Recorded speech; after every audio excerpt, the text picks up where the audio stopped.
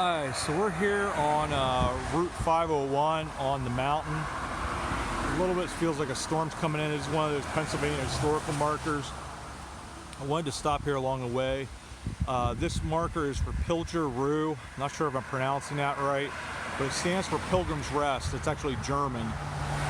Sorry about the traffic noise. It was the name given to this spring on the Tupehocken path, which follows 501 here, by Count Zinzendorf, the Moravian missionary, on his journey to the Indian towns of Tupehocken and Wyoming in 1742. So it follows here, and we're going to go back over here where the van is. We're going to park in front of the gate, and then we're going to go and hike up to where this spring is, and hopefully it's not too far, because Cliff had said it's a pretty reasonable hike. So I'm gonna just quick pause. Alright, so we are here on the trail. I wasn't able to park the whole way up here. Does not sound like it is very far up through here. I wanted to make sure where I was going, because Cliff actually in his video comes up the other way off the Appalachian Trail. Now it sounds like it's right here somewhere. It's just a matter of finding it. But they actually do have a small monument here at some point. So we're gonna go searching for this, and hopefully we find it, because I think when Cliff went, he went back, it was in April of, I think last, I see the one monument up there. So there's two different separate monuments. There's one that they put up by the Eagle Hiking Club or something. Oh, there it is. It's right over here, actually. That's right up there. So we'll maybe quick run over there. But a little bit of history. This was actually the Tupehocken path went from Wilmersdorf up to, I believe, Sunbury, and it was this is a path that the Indians had used for probably thousands of years, and this was named Pilger Ruh, which is German. There is a lot of traffic noise, which I apologize for, but we're right up against 501. But this is the actual spring. Now there's a modern pipe coming out of here.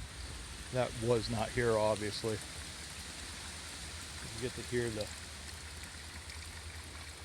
sound of the water. It's beautiful up through the woods here, and then we have the stone here, which we'll come around here and read it. The Moravian missionary Count Zinzendorf, who apparently was quite an impressive guy, he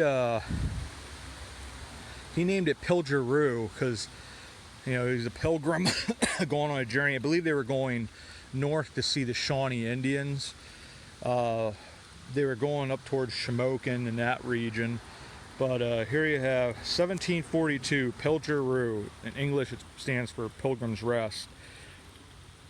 Named by Count Nicholas Ludwig von Zinzendorf, who with Conrad Weiser and Moravian missionaries rested here beside this spring, Ludwig's Brunn, on their way to visit Shawnee Indians in Wyoming Valley. And Wyoming Valley is up near Scranton, actually. I believe, because I know there's a small town named Wyoming up there. It's right near a town called Exeter. But Blue Mountain Eagle Climbing Club, 1946. Historical Society of Berks County. But anyways, they came up through here. Apparently Zinzendorf, a little bit of history on him. He had apparently done probably more than anybody to spread the Moravian faith. Highly involved, going all over the place. Genuinely a good and decent man as well. He apparently also worked with a lot of the Lutheran and Reformed churches, because they were another one of the sort of the German. I think the Reformed church was a Calvinist, and Lutherans were from Martin Luther. And the Moravians, they were all usually Germans. And you'd find quite a few times the Moravians would go into the same areas as these Lutheran communities, and they'd have churches there as well. We went to Monroe Valley Chapel, which was that was a Moravian mission. Sadison's Lutheran Church was also helped to be started by the Moravians. I wouldn't be surprised if Zinzendorf was involved with that in some way. But apparently a pretty impressive guy. And he started something I believe was called sort of like a knightly order of Moravians called, I believe it was the Knights of the Mustard Seed. So pretty interesting guy. Did a lot in that time period for the people. But this is Pilger Ruh, Pilgrim's Rest. So we're going to go up to the other monument just quick, I believe, and then we'll be done with that and then go back on, we're doing our trip over the mountain and back again, the road trip. All right, thanks everybody. All right, so we're just walking away from the spring. Spring is right over here. And it's very short distance, as you saw. It's like I didn't realize it was this close. Cliff had said it was very close, but you know, it's right past the gate. You can't park up against the gate because that is a fire lane, so they don't want you parking there. You can park down a little bit further down. Everything's a little wet right now. We're gonna go up. I think it's just another one where this is another small monument that they have up here that I see. I know Cliff had filmed it, but it's right here sort of at the top, and it just lets you know, the people on the Appalachian Trail, that there's something right down over here. It's right there. So we'll quick check that out, and we'll head back to the vehicle and start the other video up again, another road adventure. I hope you guys enjoy them. Like, they're really pretty trips, and a number of people had said they were interested in having me do more of those, so I figured, why not? This is the Appalachian Trail here. Cliff has a video from a little over a year ago that he did on this Pilger Ruh. And Pilger Ruh erected to honor honorary D.K. Hawk, director of the Blue Mountain Eagle. It's a hiking club, but 1935. So that's pretty neat, just right up here. So wasn't sure.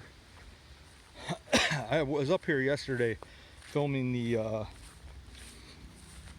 Vista, and I'm sort of glad I didn't try to do that, because I don't think stuff was getting darker. I'm not quite sure if I would have been able to find it, but it is a cool historical spring that, you know, a major part of our history. And Conrad Weiser was with Count Zinzendorf at the time when they were doing this, because he could speak the Indians' languages, because he had spent quite a bit of time. His father had sent him off with the Indians to learn, I think it was with the Iroquois, and the Shawnee were probably part of the Iroquois Confederation. So he knew a lot of their languages, and the Indians trusted him because he was a good man. He had a good understanding of the law, so he did a lot of the negotiations with the Indians. So it makes sense that he would have went with Count Zinzendorf.